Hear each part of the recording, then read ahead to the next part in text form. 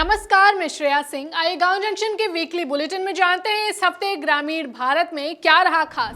खेती का भविष्य तय करेगी तकनीक। भविष्य की खेती की बागडोर अब पूरी तरह तकनीक के हाथ में है और किसानों को भी इसके साथ कदम से कदम मिलाना होगा। भारत इस क्षेत्र में एक बड़ी ताकत बनकर उभरा है और अंतर्राष्ट्रीय मंच पर भी देश की जमकर सराहना हो रही है।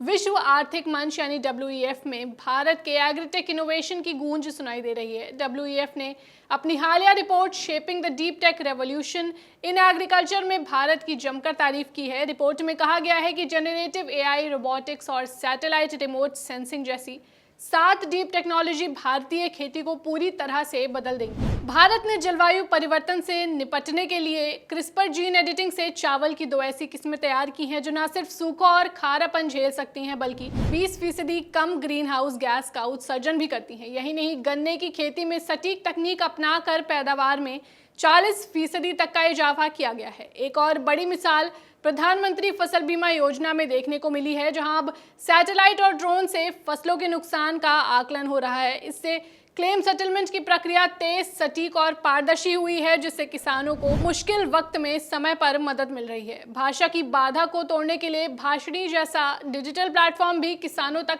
तकनीक पहुंचाने में अहम भूमिका निभा रहा है। भारत के इन सफल प्रयोगों से सबक लेकर अब सऊदी अरब, कोलंबिया और ब्राजील जैसे देश भी अपने यहाँ ऐसे कार्यक्रम शुरू कर रहे हैं।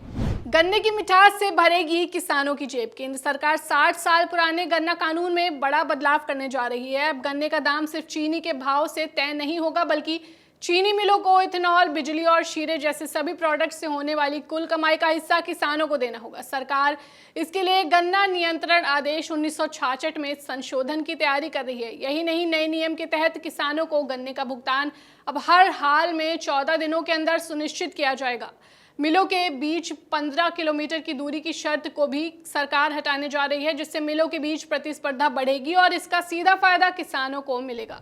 गांव का कचरा बनेगा कंचन, हाइड्रोजन से आएगी क्रांति। केंद्र सरकार ने बायोमास और कचरे से हाइड्रोजन बनाने के लिए 100 करोड़ रुपए के पायलट प्रोजेक्ट्स के लिए आवेदन मांगे हैं। ये एक ऐसी योजना है जो ग्रामीण भारत की तस्वीर बदल सकती है। केंद्रीय मंत्री प्रहलाद जोशी ने इसका ऐलान किया है। इसके तहत पराली, गोबर और फसल के कचरे जैसे बायोमास से क्लीन हाइड्रोजन एनर्जी बनाई जाएगी। राष्ट्रीय हरित हाइड्रोजन मिशन का हिस्सा ये पहल ग्रामीण भारत के लिए गेम चेंजर साबित हो सकती है। इससे न सिर्फ पराली जलाने की समस्या खत्म होगी बल्कि किसानों को कचरे के बदले अतिरिक्त कमाई होगी और गांव में ही हजारों नौकरियां पैदा होंगी। खेतों से आई खुशखबरी, रबी बुआई ने पकड़ी रफ्तार। खरीफ फसलों की समस्या पर कटाई का सीधा फायदा रबी सीजन को मिला है। कृषि मंत्रालय की ताजा आंकड़ों के मुताबिक रबी फसलों का कुल रकबा पिछले साल के मुकाबले 27% बढ़ गया है। सबसे बड़ी तेजी गेहूं की बुआई में है, जो 2 गुनी से भी ज्यादा हो चुकी है। यही नहीं, चना, सरसों और मोटे अनाजों की बुआई में भी शानदार बढ़ोतरी दर्ज की गई है। विशेषज्ञों का मानना है कि मौसम फिलहाल पूरी तरह अनुकूल है और अगर ये साथ देता रहा तो इस साल देश का खाद्यान्न उत्पादन एक नया रिकॉर्ड बना सकता है।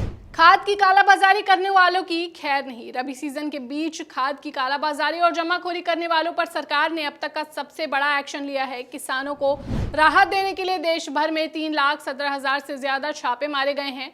इस बड़ी कार्रवाई में सब्सिडी वाले खाद की अवैध बिक्री और जमाखोरी करने वाले डीलरों पर शिकंजा कसा गया है। अब तक हजारों लाइसेंस रद्द या निलंबित किए जा चुके हैं और सैकड़ों FIR भी दर्ज हैं। उत्तर प्रदेश इस अभियान में सबसे आगे रहा।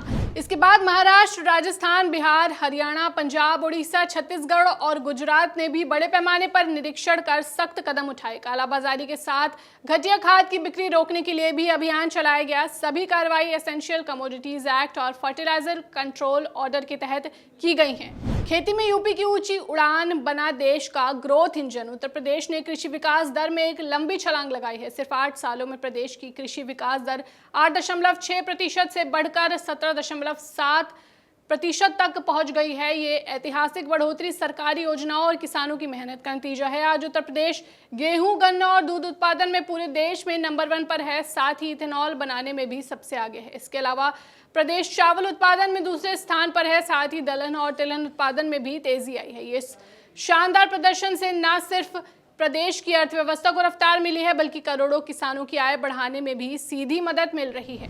मसालों पर अब अंतर्राष्ट्रीय पहरा। संयुक्त राष्ट्र की खाद्य मानक संस्था कोडेक्स आयोग ने मसालों और जड़ी बूटियों में खतरनाक धातु लेड यानी सीसा की अधिकतम सीमा तय कर दी है। खास तौर पर दालचीनी जैसे मसालों में लेड की अतिरिक्त उपस्थिति को नियंत्रित करने के लिए ये कदम उठाया गया है। मसालों और सूखी चाल में लेड की अधिकतम सीमा 2.5 मिलीग्राम प्रति किलोग्राम होगी, जबकि जड़ी बूटियों में ये सीमा 2 मिलीग्राम प्रति किलोग्राम निर्धारित की गई है।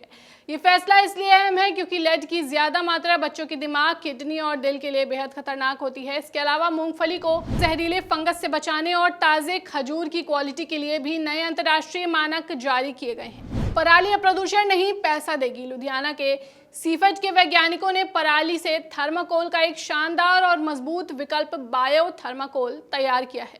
मशरूम फंगस की मदद से बनी यह पैकेजिंग 100% बायोडिग्रेडेबल है, जो न सिर्फ प्रदूषण की बड़ी समस्या खत्म करेगी बल्कि किसानों के लिए भी कमाई का एक नया जरिया बनेगी।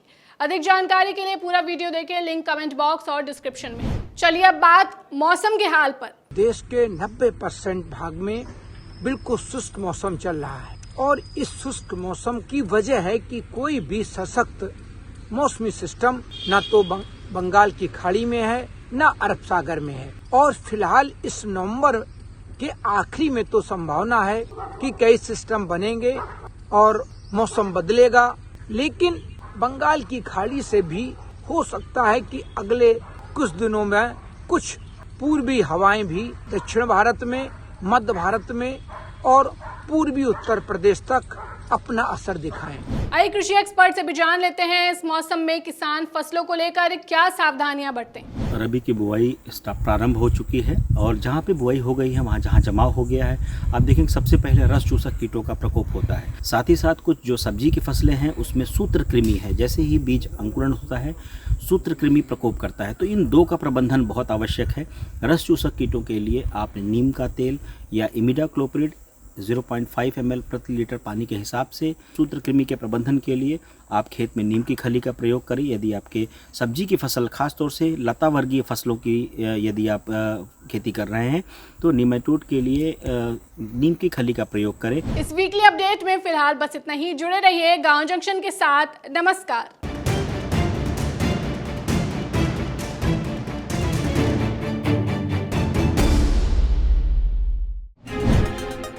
गांव जंक्शन को सभी सोशल मीडिया प्लेटफॉर्म्स पर फॉलो करें। व्हाट्सएप चैनल और जीमेल आईडी पर भी संपर्क साध सकते हैं।